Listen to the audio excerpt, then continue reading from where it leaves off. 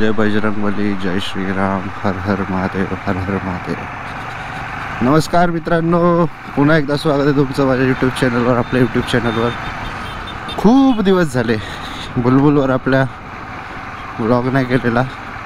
तर आज ऑफिसला जाताना मी विचार केला की चला ट्राय करूया आपले गोप्रो माईक हे सगळं चालतं आहे की नाही. कारण का पावसाळ्याच्या टाईमला जे एक अलिबाग राईड केलेली तीच लास्ट होती. त्यानंतर एक 15 ऑगस्टवाली केलेली बरोबर मोटो ब्लॉगिंग केलेली. बस त्यानंतर काहीच नव्हतं. जे काय व्लॉग झाले ते नॉर्मल होते, म्हणजे मोटो ब्लॉगिंग नव्हते, दुसरे व्लॉग्स होते. तर प्रॉब्लेम तर झाला, गोप्रो आपला ठेवूनच होता 4-1 महिने. तर गोप्रो त्रास द्यायला लागला आपल्याला. बरेच दिवस गोप्रो ठेवल्यामुळे 4-1 महिने गोप्रो तसाच बंद होता.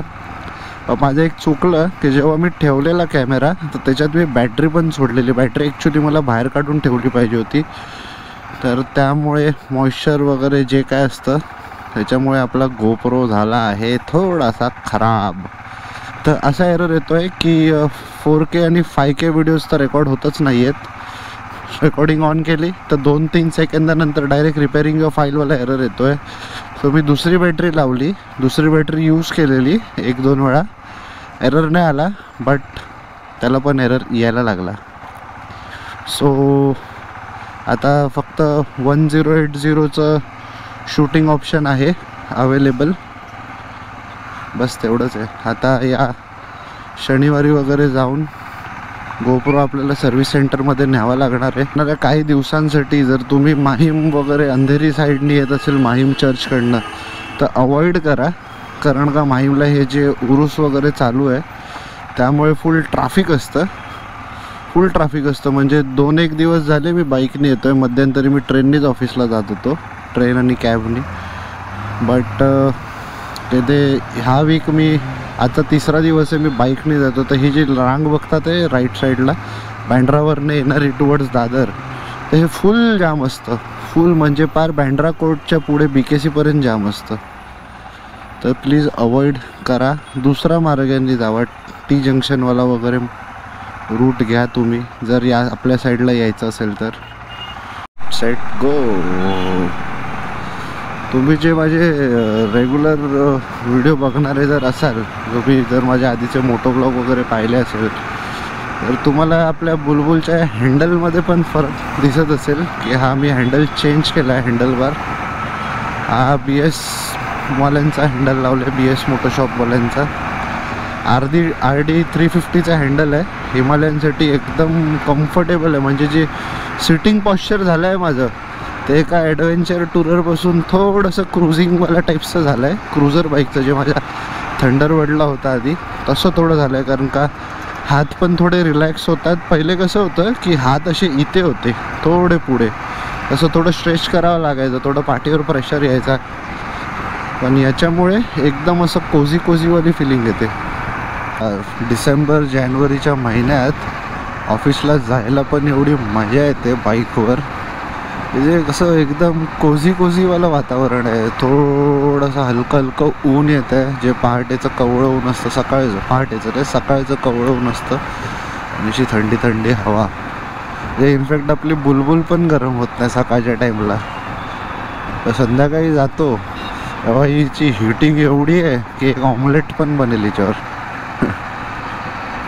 मेन कारण हे पण आहे, कारण का मी असं ठरवलेलं की बाईकने ॲक्च्युली ट्रॅफिक भरपूर, तुम्ही समोरच्या साईडला बघता ते जेवढी रांग आहे ट्रॅफिकची हे सेम संध्याकाळी असतं.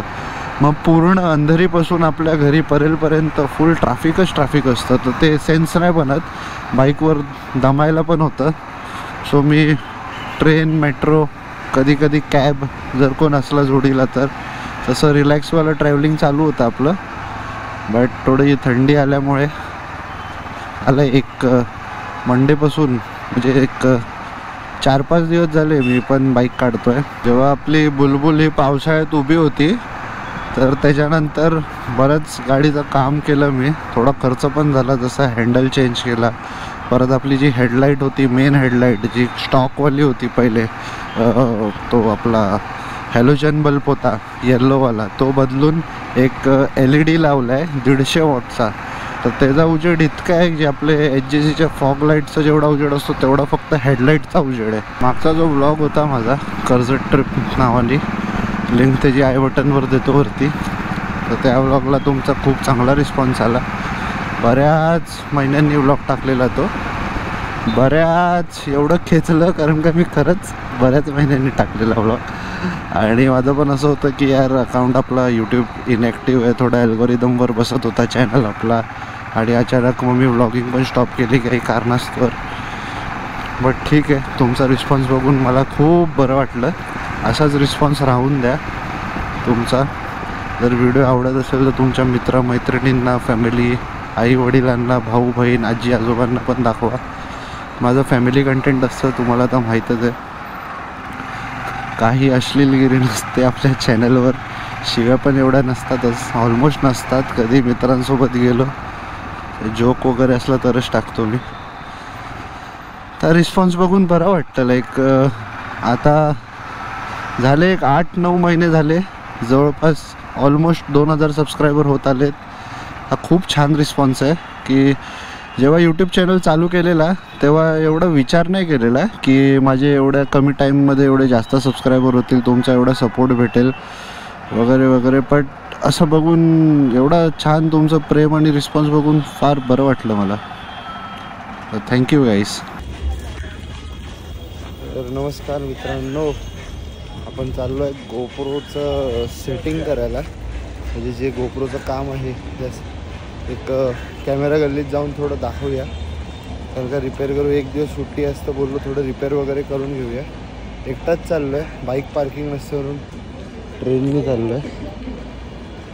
गेल्या अर्धा पाऊण तास मी परेल स्टेशनवर बसलेलो. एवढ्या ट्रेन लेट आहेत सेंट्रल लाईनच्या, आणि बसलो आता. थोडं भरलेली ट्रेन होती, मस्जिद बंदरला खाली झाली, आणि आता चाललो आहे जिथे कॅमेरा गल्लीत. तर सगळ्यात पहिले तर आहे की किती खर्च होणार ते नाही माहीत आहे, किती टाईम लागणार ते नाही माहीत आहे, काय इश्यू आहे ते नाही माहीत आहे. तर ठीक आहे, मी थोडा रिसर्च केलेला. तर हा जो गोप्रोचा इश्यू आहे तो कॉमन इश्यू आहे. लाईक माझ्या 3-4 फोटोग्राफर मित्रांशी पण बोललेलो.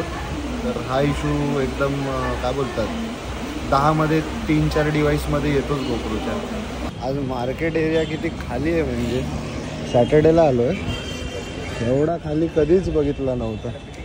तर आता एक पुढे जे दुकान आहे जिथे नेहमी मी सामान घेतो तिथे जाऊन थोडं बघूया काय होतं. बट बरं वाटलं, म्हणजे आज बुलबुल आणलं असतं तरी चाललं असतं.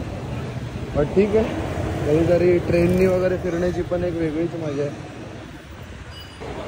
हॅश इलेक्ट्रॉनिक्स, तर ह्यांच्याकडे आलो आपण.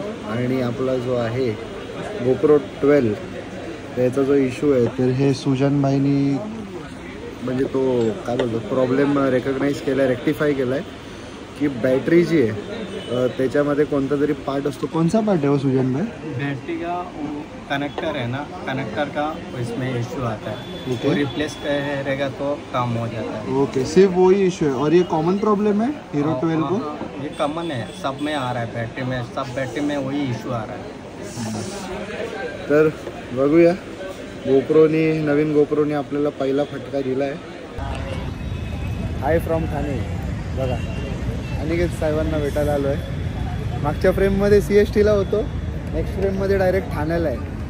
तर अपडेट असा आहे की आपला गोप्रो त्याची बॅटरी झाली आहे दोन्ही खराब, आणि त्याचा काय मदरबोर्ड असतो बॅटरीमध्ये आतमध्ये ते चेंज करून होतं आहे. काम चालतं आहे, टेम्पररी बेसिसवर करतो आहे मी, कारण का नवीन बॅटरीचे काही 4500 वगैरे आहे. तर सध्या मी एवढं तिथे स्पेंड नाही करत आहे, कारण का गोप्रो एवढा आपल्या यूजमध्ये पण नाही. तर मला अपग्रेड करायची पण इच्छा आहे 13, म्हणून पण मे बी मी पैसे त्यात इन्व्हेस्ट नाही करत आहे. तर थांबवलं त्यांनी, 2 तास थांबलो, आणि 2 तासांनी बोलतो भैया कल आना छोड़ के जाओ. तर बोललो काय करूया, उद्या संडे पण आहे, सुट्टी पण आहे. तर याला फोन केला की बाई येतो, ठाणे फिरूया. आज आलो ठाण्याला, आणि इथे या लेकला काहीतरी बोलतात, काय बोलतात रे, बस एवढंच सोपं होतं, एवढं सोपं होतं ठाणे लेक.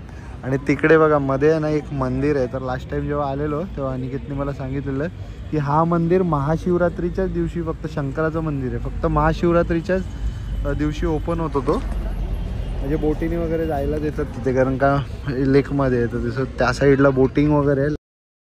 मी पण थोडं खूप दिवसांनी आलो आहे अनिकेतकडे, तर आम्ही थोडं आता मॉल बिलमध्ये फिरणार आहे, थोडं जेवणार वगैरे, मग मी घरी जाणार. अरे पोरं फटाके फोडतात इथे, चिमुकले फटाके फोडतात. तर ब्लॉग इथेच एंड करतो. गोप्रोचा इश्यूवाला व्लॉग होता हा आपला. जे काय आहे तुम्हाला एक सांगेन की गोप्रो वगैरे जर घेतात आहे तर त्याचे थोडे केअर केलं पाहिजे. जसं की मी नाही केलं की जेव्हा आपण म्हणजे स्विमिंग पूल किंवा पावसात वगैरे वापरतो त्याच्यानंतर बॅटरी काढायची, त्याचं ते मागचं कवर असतं ते काढून ओपन ठेवायचं, ड्राय करायचं.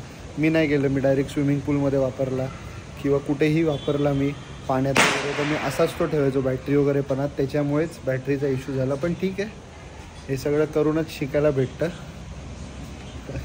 थोडा खर्च पडला पण काय करणार आता. असं वाईट वाटतं की आपले एवढे भारी भारी डिव्हाइस असतात आणि नवीन डिव्हाइस असे अचानक बंद पडतात, तर मग थोडा दुःख होतो. तर ब्लॉग इथेच एंड करतो. तुम्हाला आवडला असेल तर लाईक, शेअर आणि सबस्क्राईब करा. भेटू परत पुढच्या ब्लॉगमध्ये.